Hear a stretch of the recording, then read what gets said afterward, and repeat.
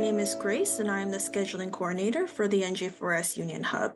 Today we'll be having our Monday presentation. Today's presentation will be Understanding Hormonal Health from Premenstrual Syndrome to Menopause by Jennifer Destra. And a little bit about her, Jennifer Destra is a prevention consultant at NJ4S Union, but her path to the mental health field wasn't always the plan. With a background in finance and professional sales, she made the switch after realizing how much mental health impacts every part of life, especially in communities where it's often overlooked. So now as a master's student in school in clinical mental health counseling, she's dedicated to breaking cultural stigmas and making resources more accessible and creating safe spaces for people from marginalized backgrounds to heal and grow. And outside of work, Jennifer creates content on holistic healing, self-discovery, and embracing authenticity. She's all about exploring new places, trying new things, soaking in scenic views, spending quality time with loved ones, and of course, enjoying good food.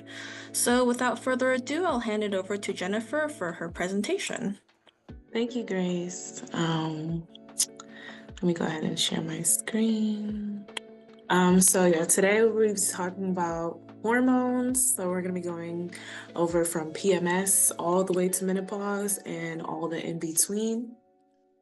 So today we're going to be going over like hormonal health, what that is, how to better understand it, the cycles of life, or I'll call it the struggle, because, it's definitely a process and it's definitely an ongoing experience for any woman of any type of age. And then tips for managing, because, although we have to go through these things, there's ways that we can all regulate it. So first off, what are hormones? So by definition, hormones are chemicals that regulate functions like mood, energy, and the menstrual cycle. They act like messengers, so they basically tell your organs and your tissues how to work, and they send off different, reactions. So for example, if you feel tired or moody before your period, it's because you're having changes in your hormones like estrogen or progesterone, and we'll talk a little bit about those hormones. So why do we have periods? So every month your body prepares for pregnancy, and when it doesn't happen, you get your period. So as a woman, this is a developing stage in your life where, your body sheds and it builds this like thick uterine lining as if it's preparing for you to have a baby. And the hormones like estrogen and progesterone control this process. So essentially, when your period happens, it's your body's way of hitting a reset. So some key hormones that I'll be talking about throughout this presentation that basically supports this reproductive system and just like the way a woman's body work.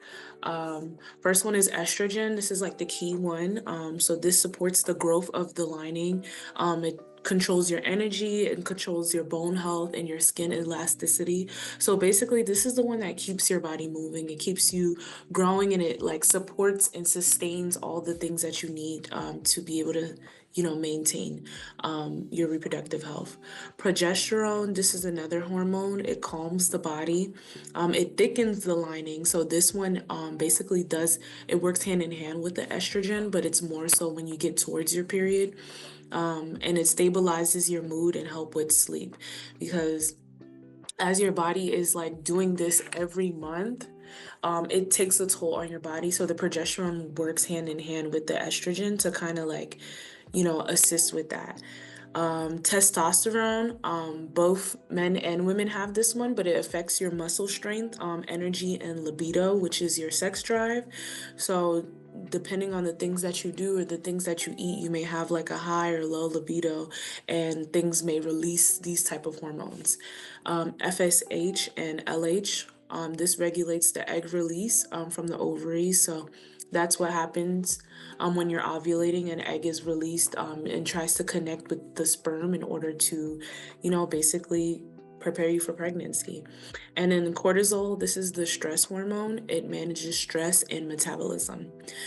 Some things to keep in mind throughout this presentation is that everyone experiences hormones differently. So timing may look different. So how many of you guys like had your period? Like what were some ages that you guys had your period? I know for me, like I feel like I was a late bloomer I think I didn't get my period until I was about like 8th grade. So timing could look different. Emotions too, could look different. And then how you look can vary from person to person as well too, because of the different hormones and how they work in your body. So we're gonna do a quick mood check. So based on everything we talked about just now and just in general, how are you feeling right now? Do you feel like you're more energized, you're more tired, stressed, calm? So yeah, so Brianna says she's tired. Yeah, like I feel like tired. I'm tired. So everyone could be feeling like different types of mood. Mainly, it's like morning closer to noon. If we didn't get enough sleep, this could like raise our cortisol levels, and we could just be feeling all sorts of things. But doing like a body temperature check, what do you think your body needs right now in order for you to maybe regulate yourself? So this could be like a nap, a walk, like a snack. Maybe you need a meal. It's around lunchtime. Maybe you guys need to eat or some relaxation. I would say personally, I'm a little bit on the tired side, but I think I'm more tired because I'm a little stressed. So I feel like I don't think I need relaxation, but I need to get my work done so that I can relax. So it's important to kind of check what your body's going through, because then you can associate what kind of hormones are being activated. So for Khadija said food. So yeah. So going into the menstrual cycles, because our body basically moves around this cycle. And keep in mind, like we said, there's different days around where this is estimated to happen, but this is going based off someone who has a normal, regular cycle. People may have irregular cycles or just irregular menstrual phases, and some may be longer than others. But just a brief overview of what happens in between. So your menstrual phase, this is when your period is happening. So you're shedding that uterine lining. This is basically like, all right, we're in the clear. We don't got it. So like we're gonna have our period.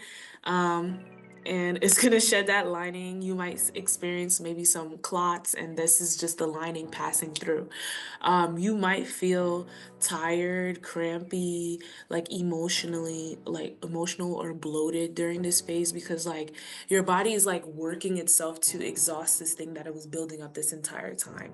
And because this is like, you're bleeding throughout this phase, what you need during this phase a lot is rest. You need to stay really hydrated because it's taking a lot out of you. You need heavy iron rich foods. So for my anemic people, like this is not the time to be skipping on your iron supplements because it's not doing you justice. And then you also need some sleep as well too.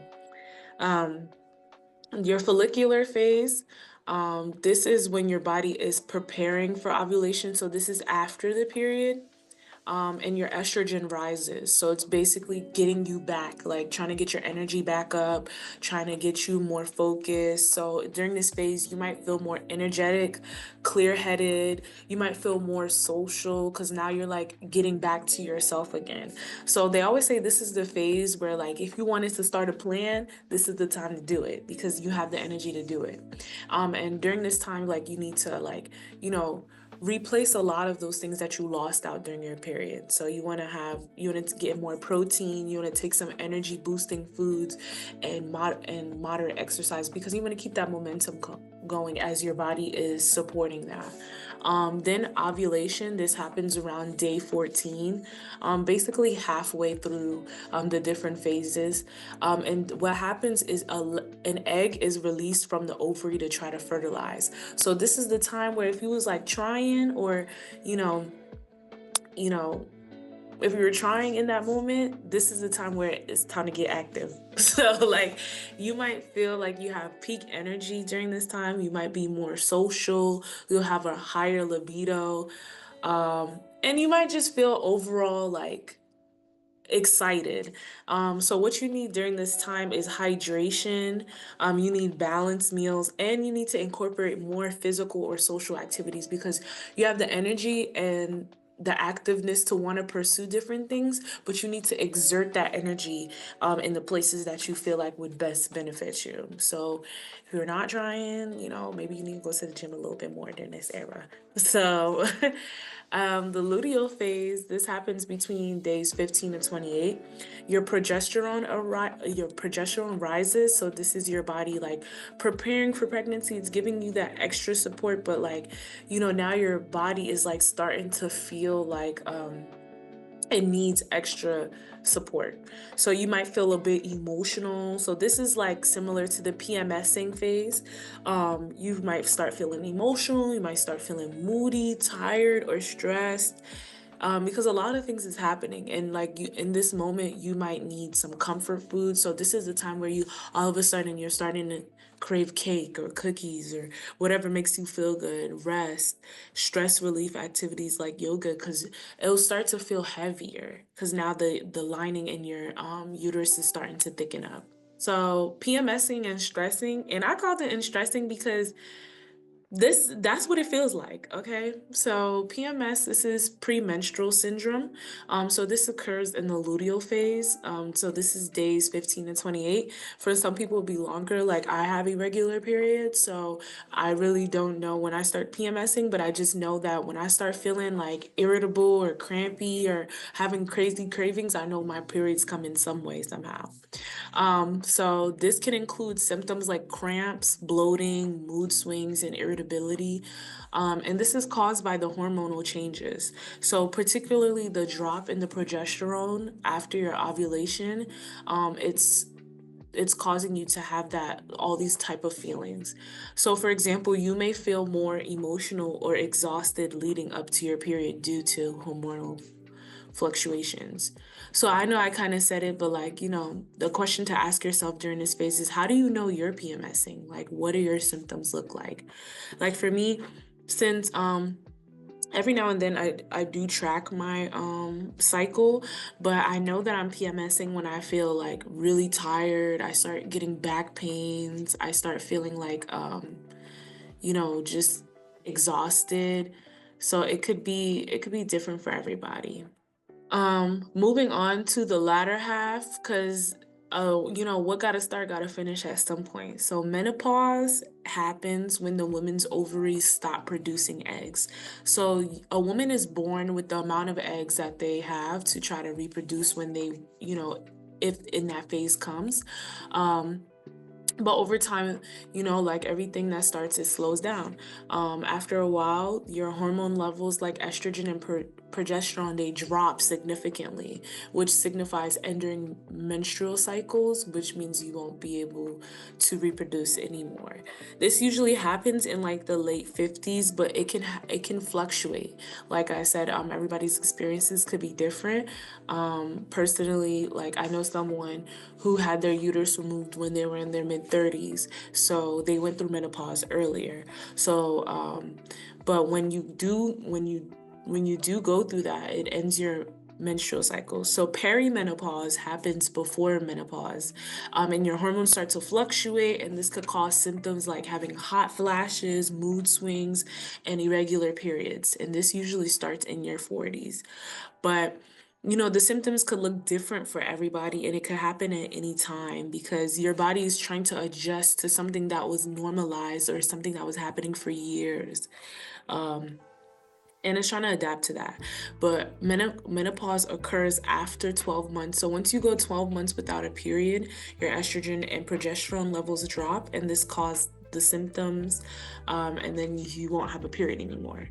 And it could also have other symptoms like hot flashes, you have night sweats, and you can even have vaginal dryness. So hormonal imbalance, like this is something that is popularly talked about today because it's really common in a lot of people, but we have to do our due diligence to find out like what causes it, because some people will say like, oh, you're just not wearing the right type of underwear or you're not eating right, but it's a lot of different things that can have a lot of different responses to everybody's experience.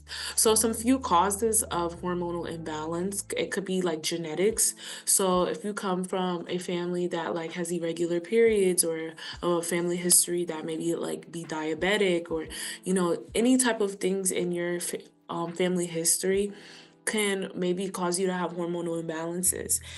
Poor nutrition diets.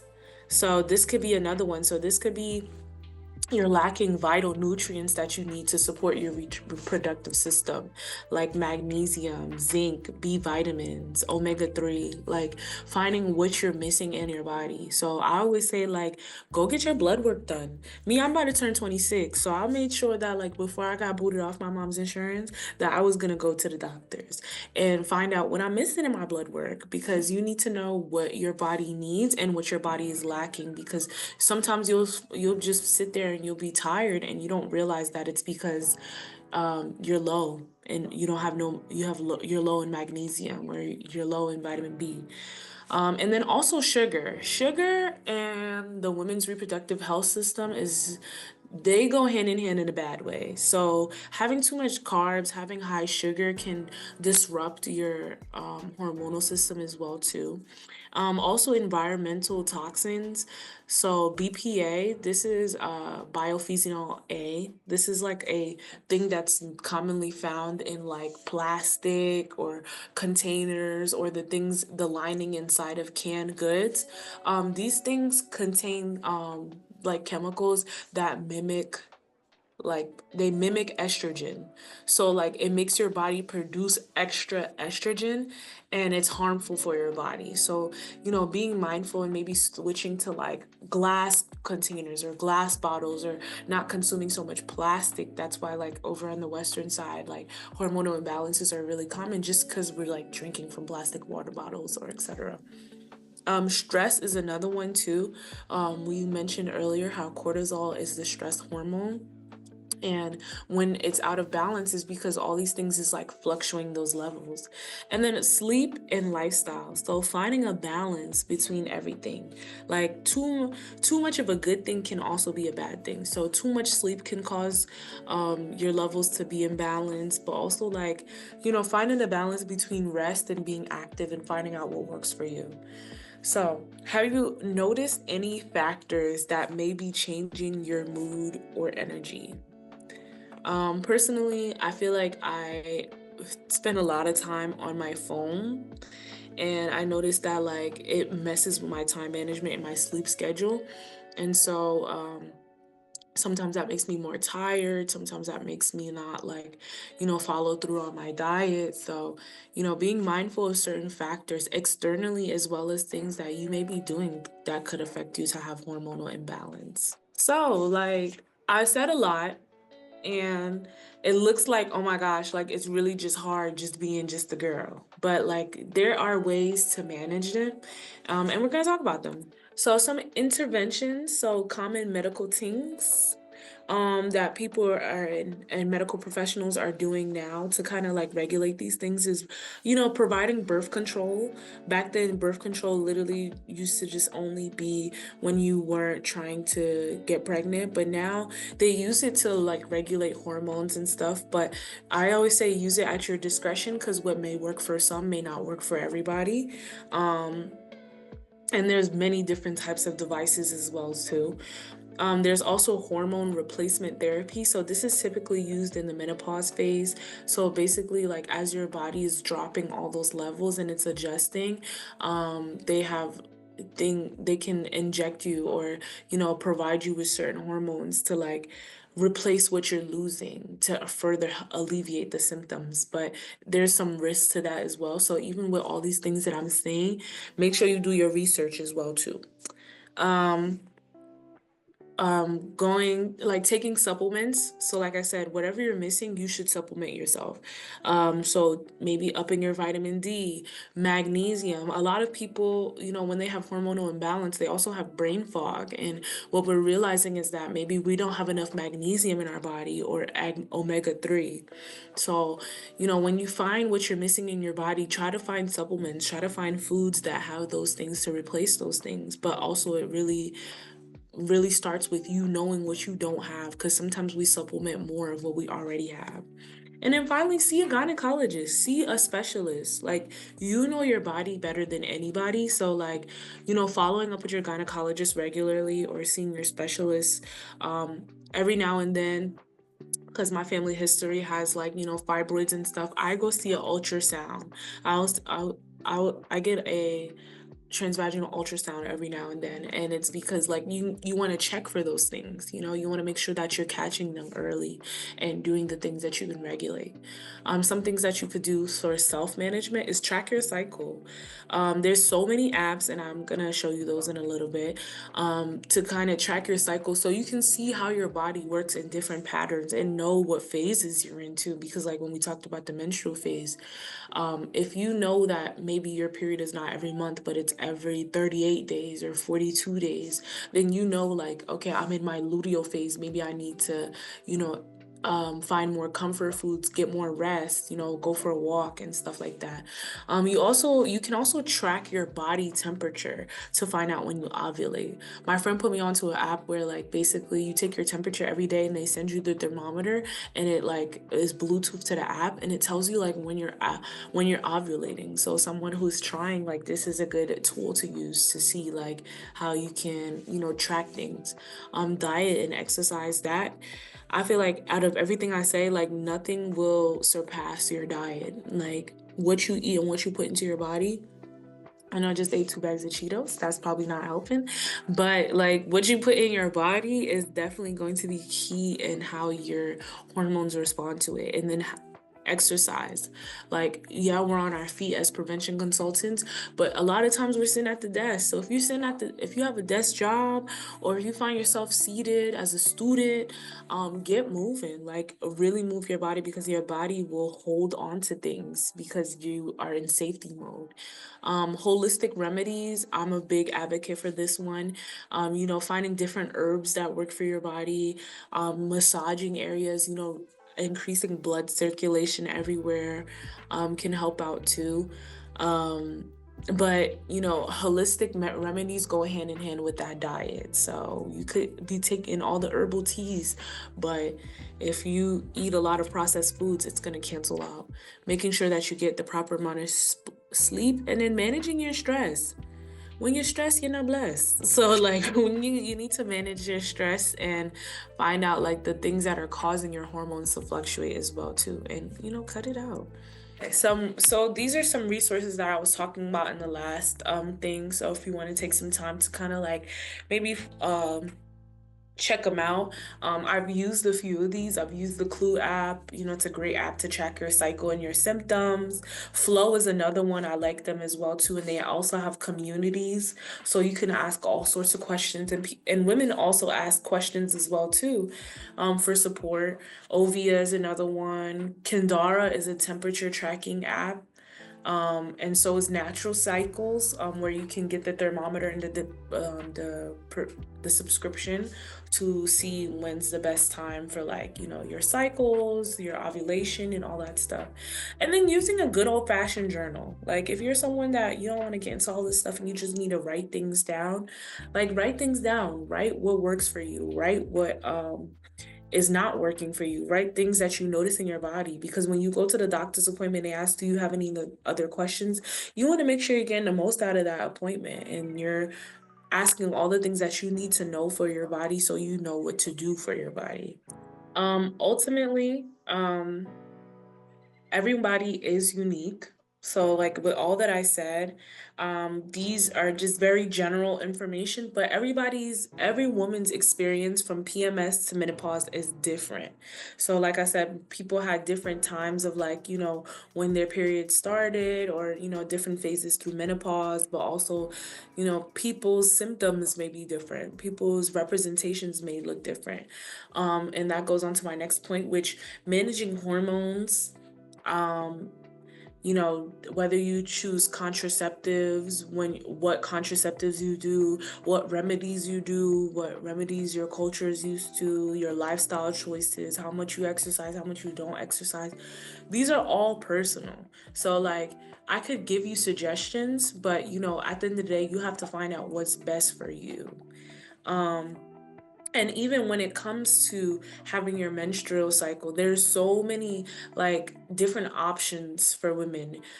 So whether it's pads, tampons, a cup, it's all about what works for you. So like even though, like I said, what may work for me may not work for you, what may work for you may work for me. So the most important thing out of all of this is, making sure that we support and empower each other through every stage of womanhood, because, it's hard. Your body's going through all these, different emotions, different feelings, different temperatures, and you just want to know that you're supported in that community. So in conclusion, everyone's journey is different. And you just got to learn what works for you, do your own personal research, and support others in doing the same. So yeah, that's really all. But thank you so much, guys. Thank you so much, everyone, for joining us for that amazing presentation. And thank you very much, Jennifer. That was a very informative presentation. If you'd like to give feedback on her presentation, you can use the link that I just put in the chat. We will greatly appreciate it. These submissions are anonymous and it helps improve the quality of our presentations. If you enjoyed the presentation and you want to keep up with what NJ4S Union Hub is doing in the community, you can follow us on social media at NJ4S Union, or if you have any questions about our programming, you can just email us at NJ4S Union at preventionlinks.org.